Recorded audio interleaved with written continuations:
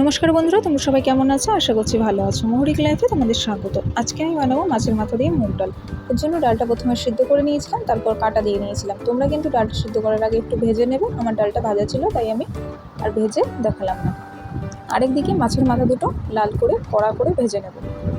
ভেজে তুলে নেওয়ার পর সেই তেলের মধ্যে দিয়ে দেবো তেজপাতা ফোড়ন আর 5 ফোড়ন। ভাজা হয়ে গেলে এর মধ্যে দিয়ে দেবো একটু আদা কুচি বা আদার পেস্ট। মশলাটি একটু কষিয়ে নেব। কষিয়ে এর মধ্যে দিয়ে দেবো সিদ্ধ করে রাখা ডালটা। সিদ্ধ করে রাখা ডালটা দিয়ে এর মধ্যে পরিমাণ মতো হলুদ, পরিমাণ মতো নুন, পরিমাণ মতো চিনি দিয়ে ভালো করে ডালটাকে একটু ফুটিয়ে নিতে হবে। আর দিয়ে দিতে হবে দুটো কাঁচা লঙ্কা চিনি। এরপর ডালটা নামানোর আগে এর মধ্যে দিয়ে দিতে হবে সামান্য পরিমাণে একটু গরম মশলা। তোমরা চাইলে এর মধ্যে একটু ঘিয়ে দিতে পারো, তাহলে কিন্তু এটার টেস্ট আরও বেড়ে যাবে। তারপর এর মধ্যে দিয়ে দেবো ভেজে রাখা মাথাগুলো ভেঙে ভেঙে।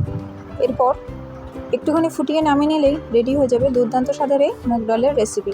অবশ্যই তোমরা এটা ট্রাই করো, আশা করি ভালো লাগবে। আজকের ভিডিওটা এইটুখানি। যদি ভালো লাগে তাহলে লাইক, কমেন্ট, শেয়ার করো। আর এরকম আরও নতুন নতুন ভিডিও পেতে আমার চ্যানেলটাকে সাবস্ক্রাইব করে আমার সাথে দেবো। দেখা হচ্ছে নতুন কোনো ভিডিওতে। বাই।